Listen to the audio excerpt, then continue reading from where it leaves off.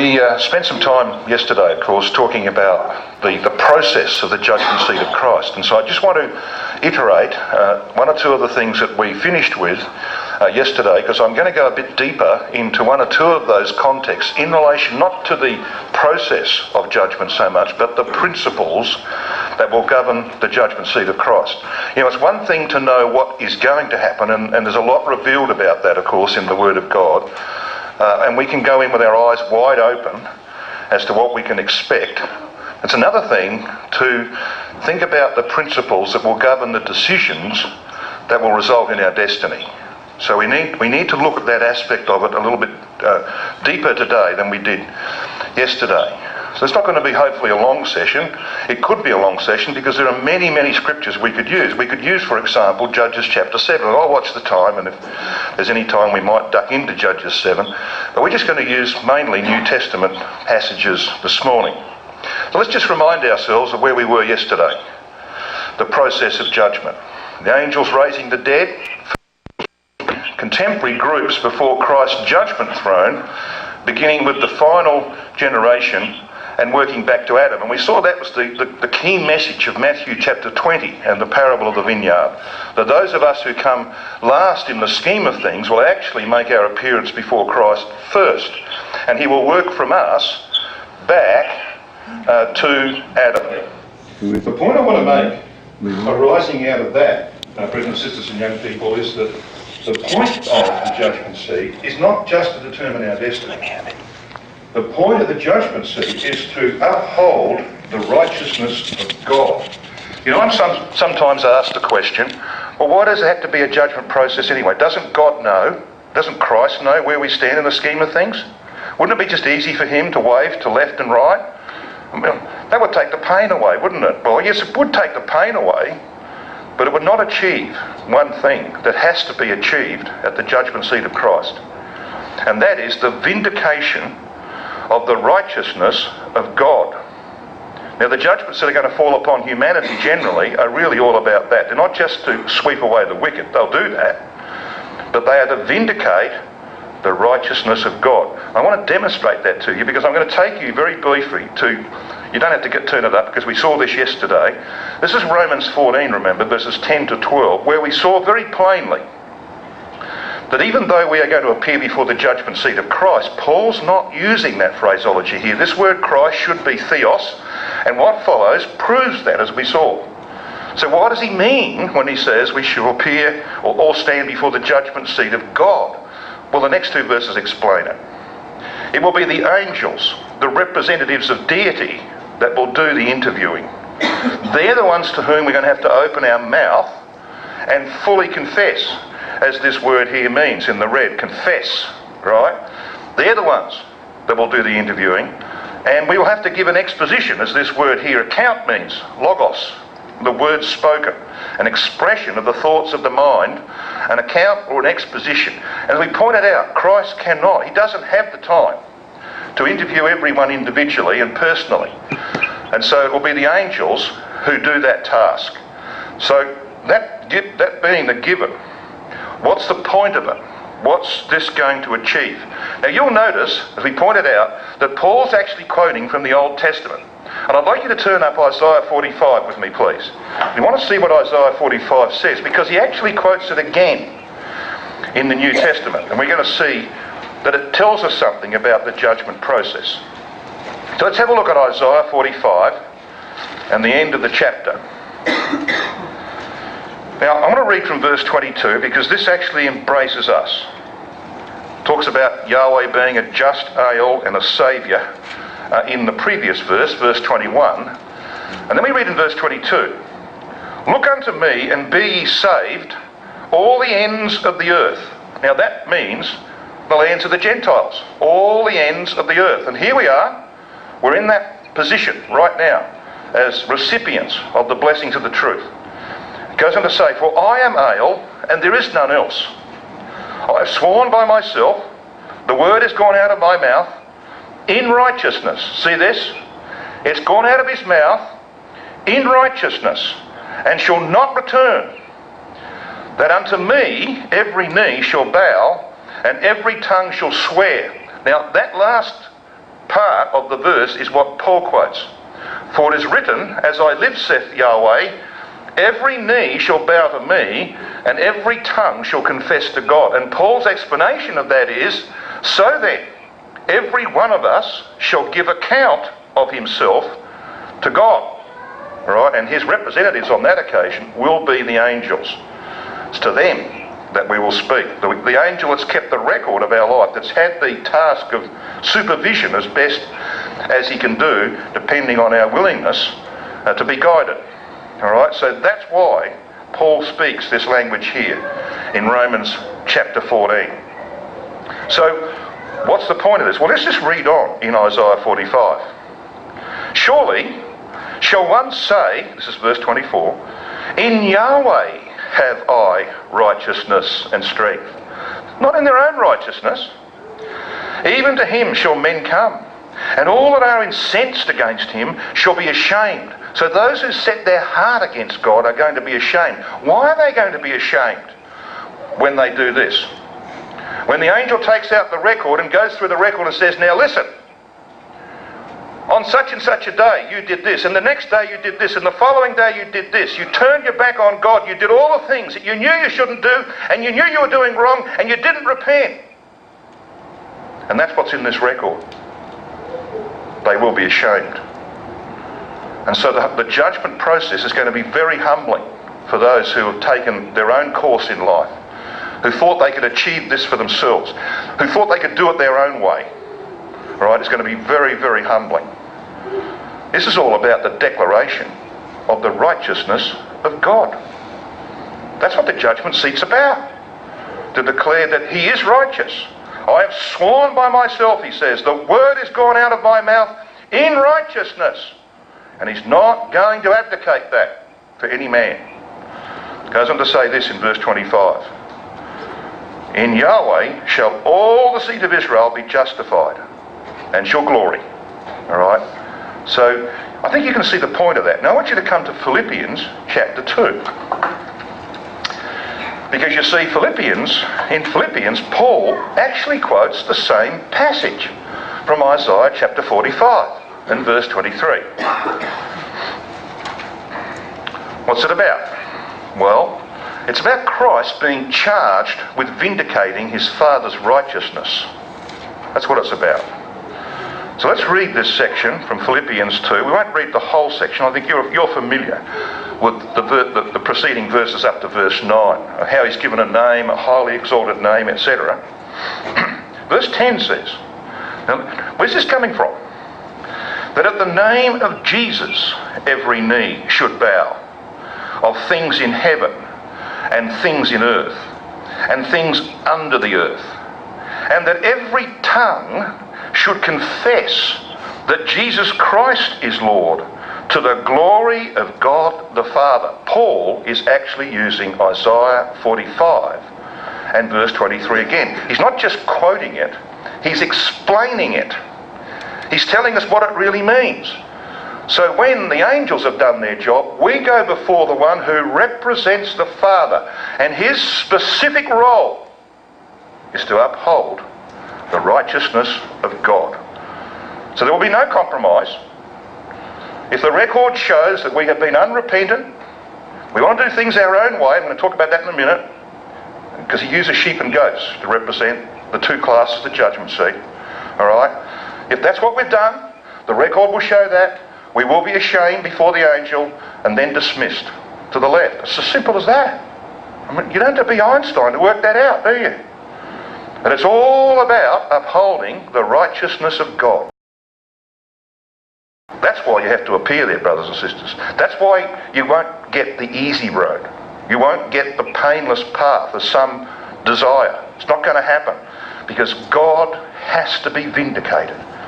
And if you have responded to the truth in your life, you've endeavoured to do the right thing, you've repented when you've failed, and we often fail, and you seek to get back on the path, and you've got your direction right, you have no reason to fear the judgment. The record will be clean. You'll be blameless. You're not going to be ashamed like those who are in the opposite camp. All right, it's pretty simple stuff, isn't it, really? But it's very, very important. So more time is likely to be spent with the rejected by the angels for this purpose. So where people have a bad record, the angel's got a bigger job, hasn't he? He's got to go through this record which has got all of these failings and things that have happened. And you'll be stepped through that, piece by piece. You know what Jesus said? What you do in the closets shall be published upon the housetops. Alright? That's going to happen when the angels interview, and it becomes known in your quarter, standing before Mount Horeb, what the angels talk to you about. It'll become public.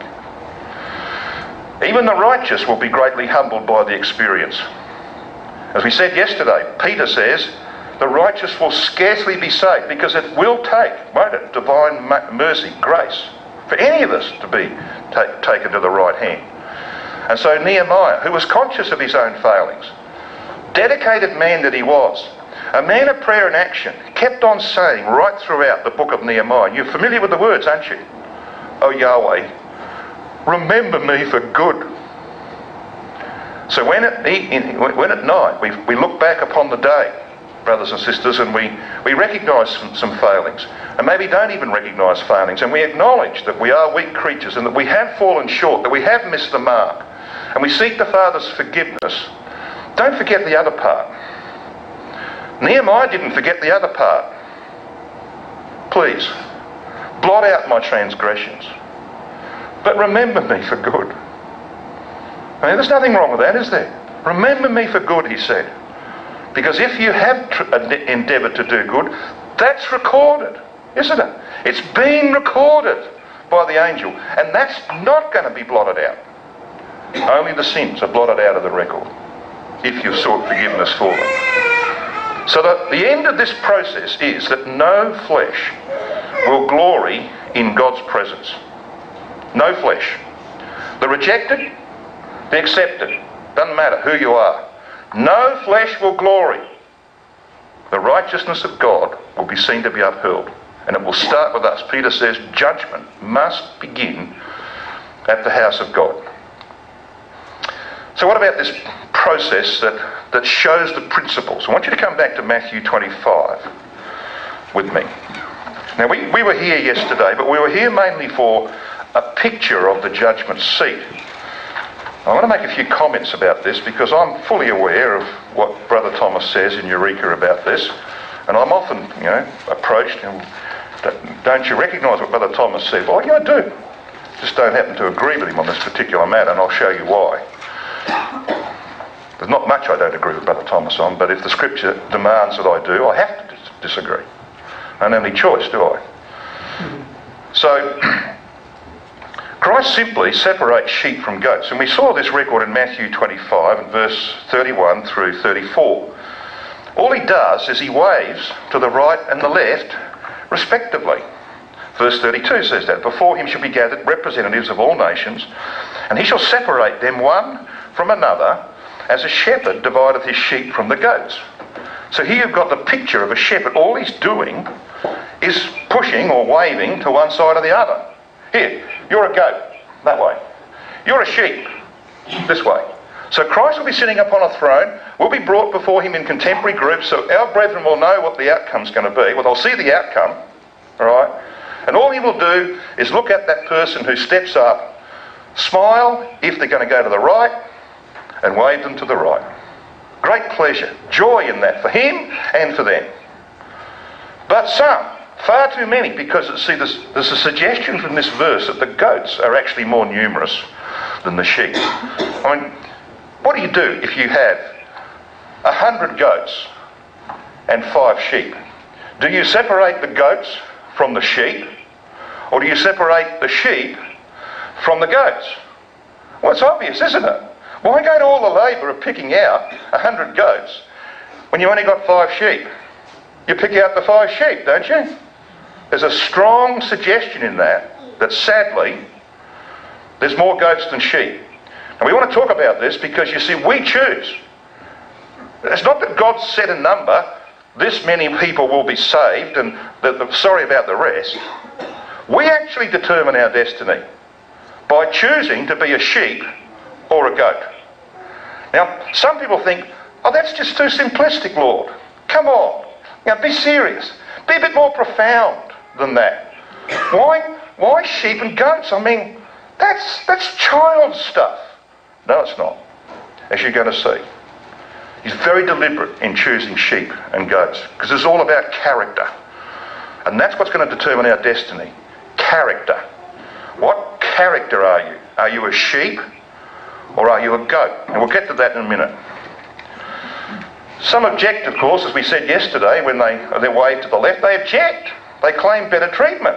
And all the Lord does is give them the one-line answer of Matthew 7, verses 22 and 23. Depart from me, ye workers of iniquity, I don't even know who you are. But Lord, we were on the ecclesial list. My name is on the ecclesial list. Sorry, I don't know who you are. How would you feel? Alright? When all have appeared, Christ glorifies the righteous simultaneously. And we read this in Matthew 25 and verse 34. He set the sheep, verse 33, on the right hand, the goats on the left. Then, notice this, then the king shall say to them on his right hand. Now this is before those on the left are removed. Now if you and I were doing this, we'd say, well, let's get rid of this mob over here. Let's get rid of them first. Okay? And then we'll glorify the righteous on the right hand. Wouldn't you do it that way? No. Wouldn't that be more comfortable? Yes. But it's not going to be done that way. Those over there, crying, gnashing teeth, weeping, on the left, are going to stand there and watch those on the right glorified together in a moment, in the twinkling of an eye. Now, can you imagine if you happen to be on the right amongst this vast company, can you imagine those who are on the right hand standing there when their nature is changed, standing there saying, well, that was a nice sensation? Or can you think that it would be quite different? I think it's going to be quite different. They will be bouncing around in joy. Can you imagine being made immortal? And the response that that's going to produce? There's all this rejoicing over there, but on the other side, all you can hear is weeping and teeth gnashing. And the next thing is the angels push away, herd away the multitude on the left. What a picture that is. All right? One of the angels' last works, apart from educating the saints in the things that they will have to do in the millennial age, and especially in the 40 years of judgment that will follow Armageddon, is to herd the rejected away. Very unpleasant task, because you see many of those people will have been overshadowed by some of those angels, and it will be a disaster, a tragedy, to have to do that job. I want you to come to 2 Corinthians 5, verses 10 to 11. Now we'll come back in a minute to the sheep and goats matter.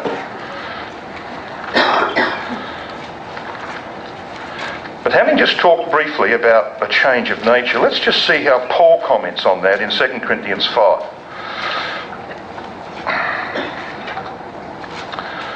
Verses 10 and 11 we want. He says, for we must all appear before the judgment seat of Christ. Well, of course, Paul. We all know that we're going to make an appearance, if we're responsible, before the judgment seat of Christ. He's not saying that. Paul is not saying that. As you can see, this word appear in yellow and the word made manifest, they're actually the same Greek word. It's the Greek word phaneroo.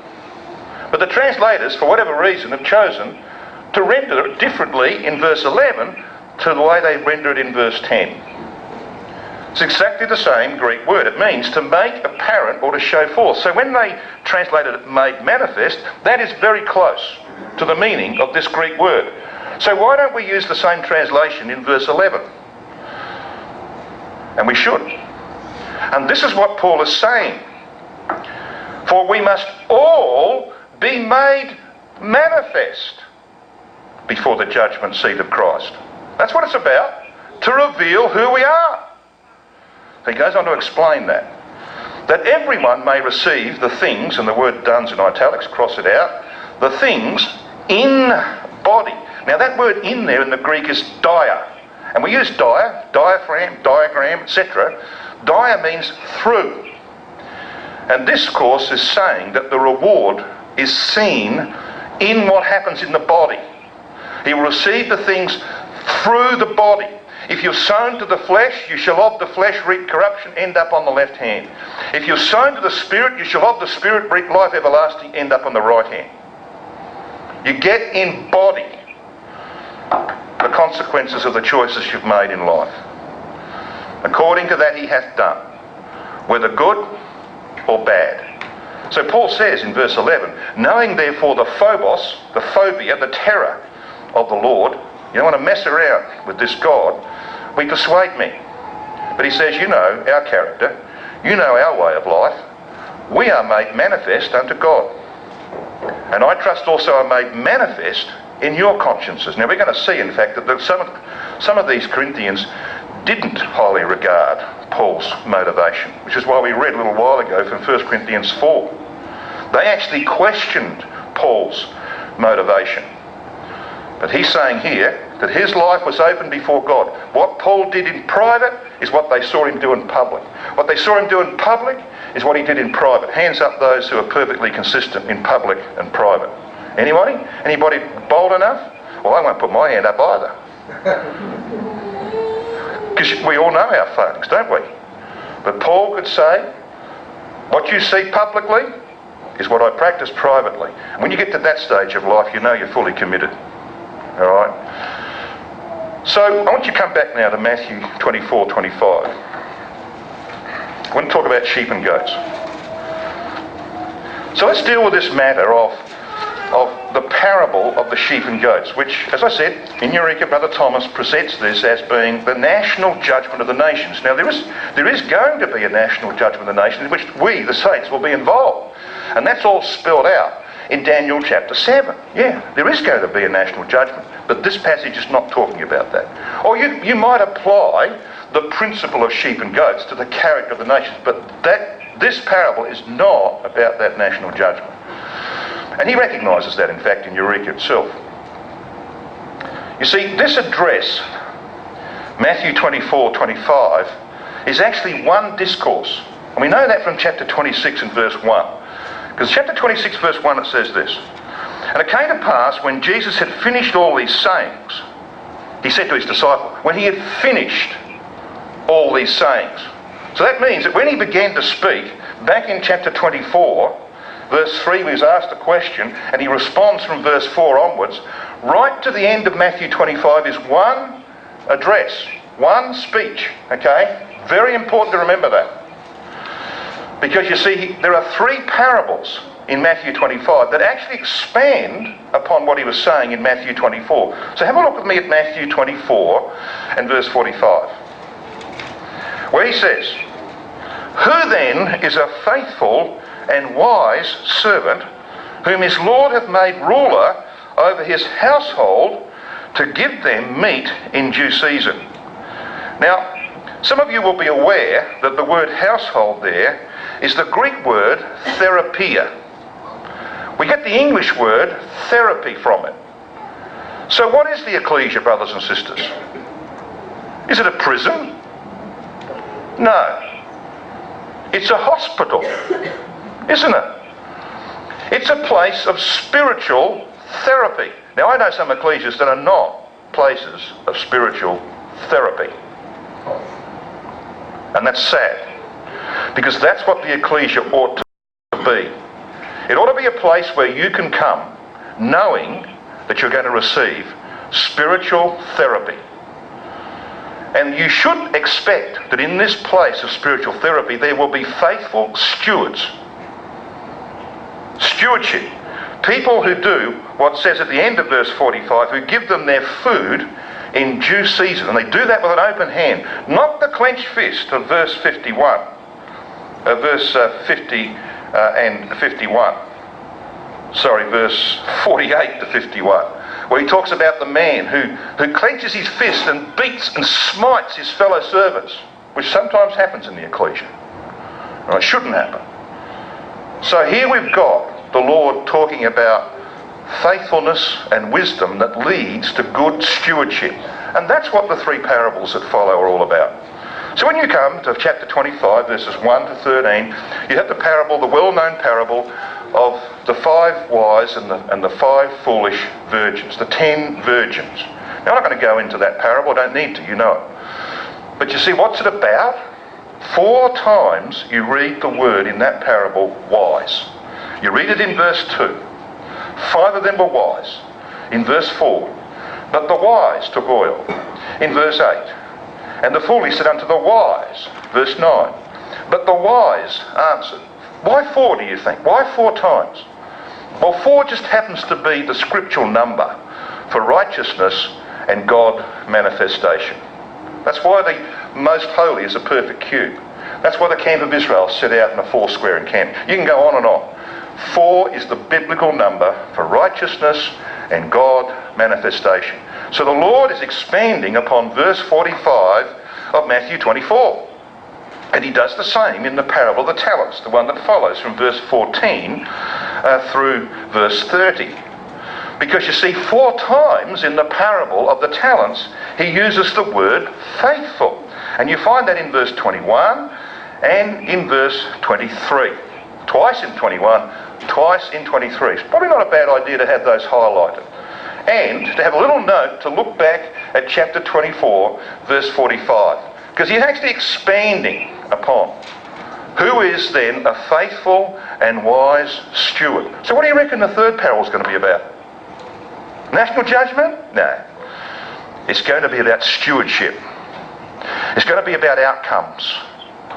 All right? The results of people operating in the ecclesia. Is it a place of therapy? Are they giving to their master's servants their meat, spiritual meat, in due season? That's the question being asked, and here's the outcome. So that's why this is a picture of the judgment seat of Christ. So it's all about that, brothers and sisters. Brother Thomas even recognises that in Eureka, and here are some passages, volume 5, page 43, and page 82, volume 1, page 219, volume 2, page 254, he recognises that the primary role of this parable is in fact about our personal judgment. So what about it? Well, we looked at this passage yesterday. I'm not going to go back into all the detail there. We are going to look a bit more closely at this. Now, we pointed out these characteristics yesterday of sheep and goats. So the Lord is dividing at the judgment seat among the responsible between sheep and goats. He's extracting the sheep from the more multitudinous goats. So, what does he mean? Well, we saw these characteristics, didn't we? Sheep are dependent creatures, whereas goats are independent. Sheep are submissive, goats are rebellious. Sheep are willing, goats callous, uncaring. Sheep obedient, goats disobedient. Sheep gregarious, they love being with their fellow sheep. Goats love being alone. They're solitary creatures. Sheep are normally white in the Middle East, and goats were normally black. So even their covering provides a hint. And most importantly, brothers and sisters and young people, the characteristic of sheep, and this is being seriously tested in these final days of our probation, seriously tested by internet, by all the communication methods that we are now have made part of our lives.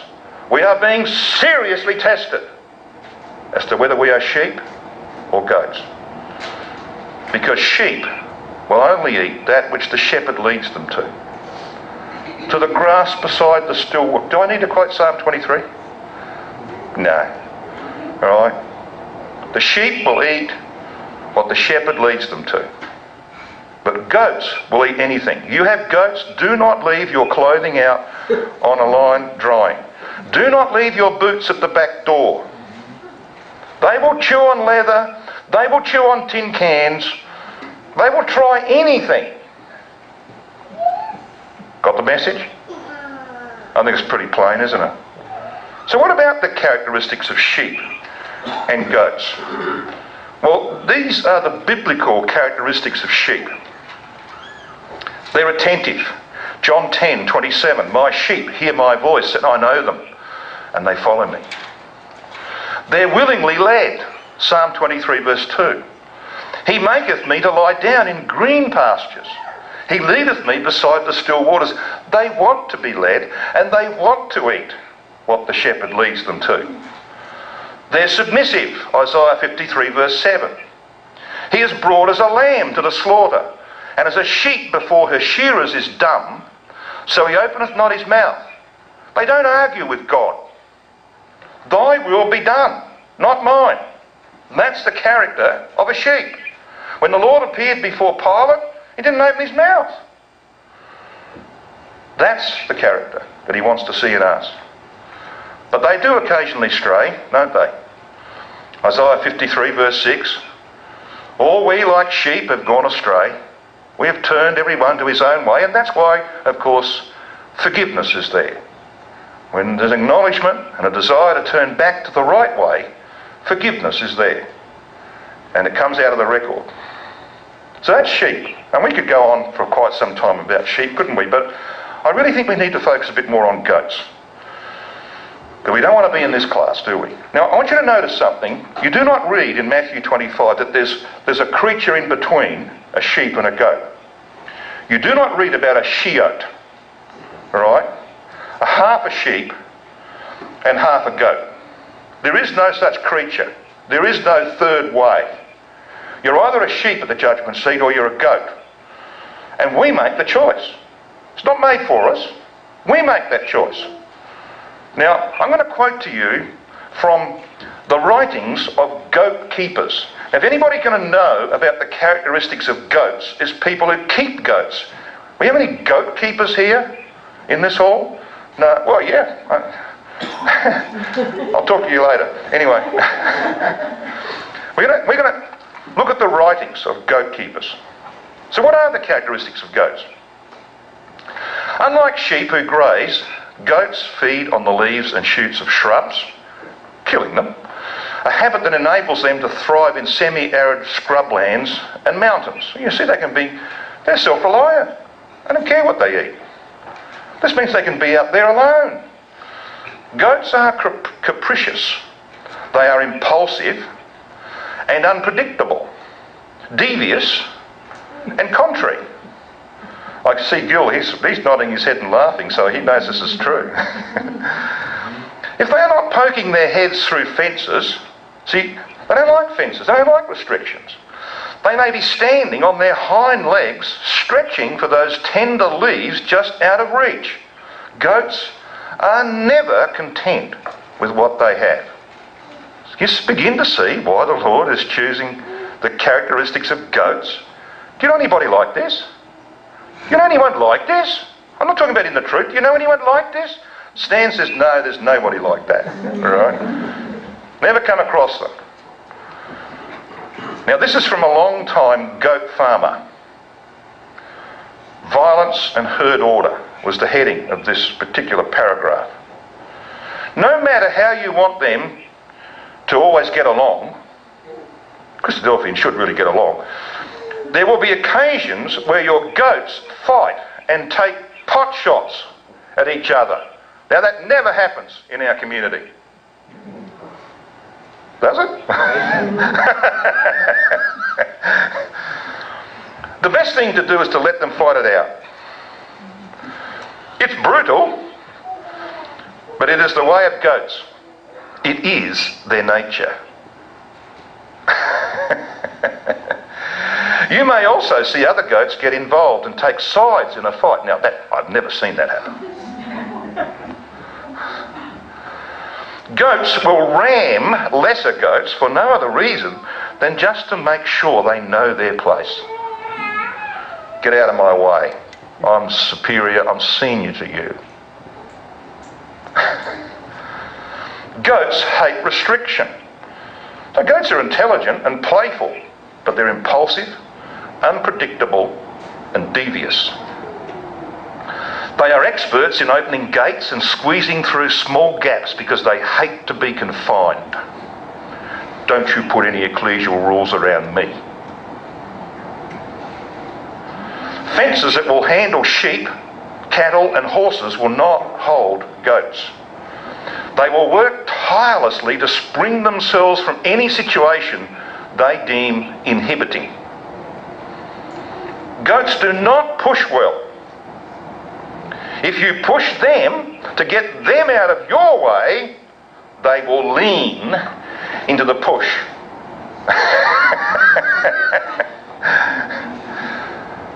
We're talking about human nature here, aren't we? Yeah. That's why Christ chooses sheep and goats. Because the goats are people who have not responded to the truth as they should. Right? The truth hasn't been working in their lives. It hasn't been shaping their attitudes and their characters. That's the problem. Goats are not good followers. Consequently, goats are not very good followers. Gregarious behaviour means they love company, is a term that refers to the flocking or herding instinct which is found strongly in sheep, cattle and horses. Again, this quality is rather weak in goats. They prefer leading or going off on their own.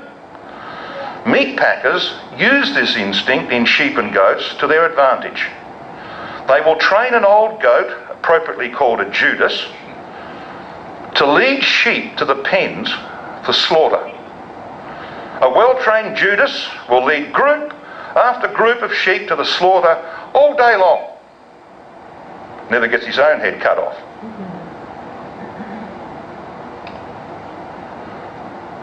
So I ask the question, brothers and sisters, how are we going? Now most of us probably say, well, you know, I'm really endeavouring to be a sheep and I want to be a sheep. But most of us will see that every now and then, when human nature gets the better of us, we're goats. Alright? So we probably need to think about that. It's simple. Children can understand this, can't they? It's simple, but the things that are most important are often the most simple. Let's have a look at Matthew 25. I want to see what the outcome is here. Matthew 25, and let's have a look at verse 34 again, where he says, "Come ye blessed of my Father, inherit the kingdom prepared for you from the foundation of the world. For I was an hungry, and ye gave me meat." That's stewardship, isn't it? I was hungry, and you gave me meat. That's chapter 24, verse 45. I was thirsty, and you gave me drink. I was a stranger, and you took me in. Naked, and you clothed me. I was sick, and you visited me. I was in prison, and you came unto me. Now, of course, there's nothing wrong with doing any of those things literally. And people do those things. But Christ is not emphasising the literal. He's not emphasising the Salvation Army approach to this. You know, you have Salvation Army in this country? You know, these guys who dress up, and men and women dress up, and look like soldiers, you know, military caps on. They know nothing about doctrine, most of them. They're just what's called do-gooders. Well, I mean, there's nothing wrong with doing good to all men. We're commanded to do that. But that's all they do. Not going to lead anywhere. It will not lead anywhere, either for them or the people that they support. It's only a temporary thing. They're not healing the problem. The problem is the problem of human nature. And the only way that that can be healed is the truth. All right? To be in the truth. And they don't offer truth. So what is Christ saying here? Well, there's this quotation you can see in 1 John 4:17. See, they respond. These people on the right hand respond this way. Verse 37. Then shall the righteous answer him, saying, Lord, when saw we thee a hungry and fed thee, or thirsty and gave thee drink? When saw we thee a stranger or naked and clothed thee? When did we see you sick or in prison and came to thee? And the king shall answer and say unto them, Verily I say unto you, inasmuch as ye have done it unto the one of the least of these my brethren, ye have done it unto me. And so John picks this up and he says, you can have confidence at the judgment seat, he says, if you have endeavoured to be like Christ. Because he says, because as he is, so are we in this world. We are trying to be like Christ. But you see, verses 35 to 36 refer to kindnesses that are only those that the Lord could fittingly identify with. And Brother Carter says this, to feed a sick soul may have greater value than feeding a hungry body. To help the spiritually weary may feel a greater need than restoring physical vigour. Now, Christ could not say, could he? He certainly will not say at the judgment seat when he turns to those on the right, he will not say, well, when you saw me spiritually weak and spiritually naked, you came and supported me and gave me a covering. Because he was never spiritually weak. Christ was never, like you and me, spiritually naked, was he? He wasn't spiritually hungry either, because his Father woke him up every morning and spoke in his ear. Isaiah 50, verse 4. See? He was never thirsty spiritually because he always turned to the Word of God. So he couldn't say that, could he? He has to lower it to the practical, to the things that he was. Because there were times when he was hungry, physically hungry, and physically thirsty, and physically naked, so to speak, and did need the support of others. Right? So we've got to raise this to a higher level, because the real value is in helping people spiritually who are in prison, helping people spiritually who are naked. That's a far greater work, because it actually leads somewhere permanent. Verses 40 and 45 provide a contrast. I don't know whether you've noticed this, but you see, I read verse 40. It says this: when Christ is talking to those on his right hand, the righteous, the accepted, who are now immortalised, and they're asking him, well, Lord, when did we see this? Well, when you did it unto me, you did it unto the least of these. He's looking at those on the right, unto the least of these, my brethren. But it's not like that in verse 45. Because when he deals with those on the left, they ask the same question. Well, when saw we? Replies the same way.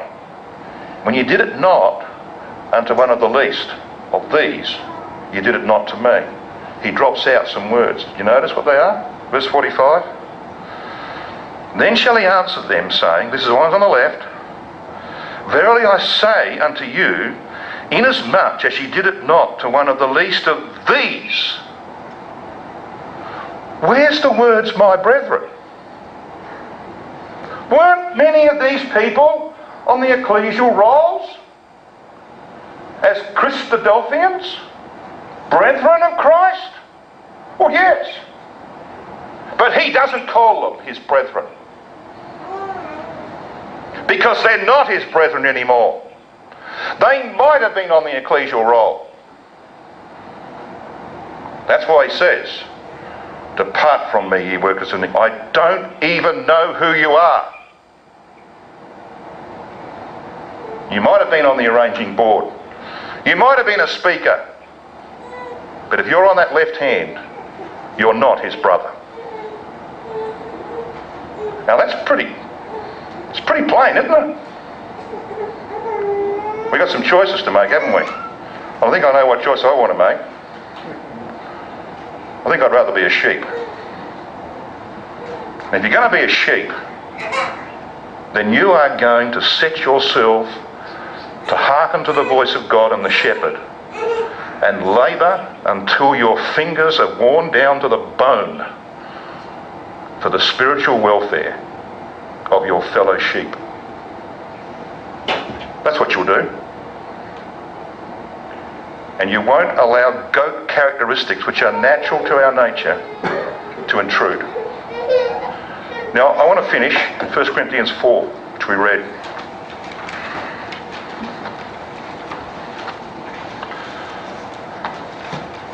Paul was accused of improper motivation.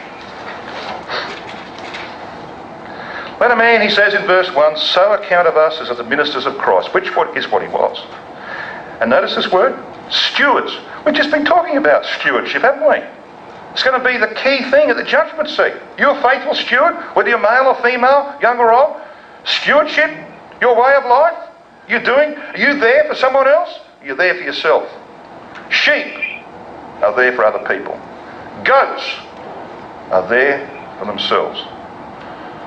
But some in Corinth said, no, Paul, we know why you do this. You travel around from ecclesia to ecclesia because they give you money, all right? We don't know what you do with the money. You say you're going to give it to the Jerusalem Poor Fund. We don't know that. Show us the receipts, Paul. See, and they accused him of doing what he did for the wrong reason. You do this for self-aggrandizement, Paul. He says, verse 2, moreover, it is required in stewards that a man be found faithful. But with me it is a very small thing that I should be judged of you, because they were judging him, or of a man's judgment. Yea, I judge not mine own self. In other words, he's not going to even pass sentence on himself. He's not going to say, I'm in the kingdom. Because he goes on to say this, verse 4, for I know nothing, and the word by, you need to change that. The RSV correctly translates this word by, right, in verse 4, as against. He says, I know nothing against myself, yet I am not hereby justified, because I can deceive myself. But he that judgeth me is the Lord. Therefore, he says, judge nothing before the time. He's not talking, of course, about making the necessary judgments of life and ecclesial life. He's talking about making judgments of whether someone's worthy or unworthy of the kingdom. You can't. I can't do that. Paul couldn't do that. That's got to be left to the judge himself. But then he says this, until the Lord come, who both will bring to light the hidden things of darkness and will make manifest. Now there's our word. There's our word phaneroo. To make manifest what he calls the counsels of the hearts. And that word in the Greek, boule, means the will, the determination, the propensity, purpose, design or plan. And I think Weymouth's translation is brilliant, because he translates the phrase this way, and he will disclose the motives. That's what will happen in the judgment seat. Disclose the motives. What is in the engine room of your life? Because it's going to be revealed. The hidden things of darkness will come out at the judgment seat to vindicate the righteousness of God. If at the judgment seat it is found that we have a sheep-like character, that we have devoted ourselves to a narrow course that leads to the kingdom, and we give ourselves for the benefit of other people as best we can within the limitations of our opportunities and our scope and our health, if it's found that we've done that, brothers and sisters and young people, we will be in the kingdom. Providing, of course, we've sought forgiveness for our failings. No question about that. We'll be in the kingdom because our motives will be revealed there as being as pure as they can be, given the nature we bear. What about those whose motivation is not right? It's a sad story. But Paul ends this verse by saying, and then shall every man have praise of God. You people at Corinth, some of you people at Corinth are saying, I'm going around, he says, I'm going around for self-aggrandizement. You think I'm looking for human praise? Well, Paul would have said what I would say, brothers and sisters. Human praise might titillate human pride for a few seconds, but it's empty and vain. There's only one praise that's worth having. The praise of God. And you'll get that when the great shepherd smiles at you and waves you to his right.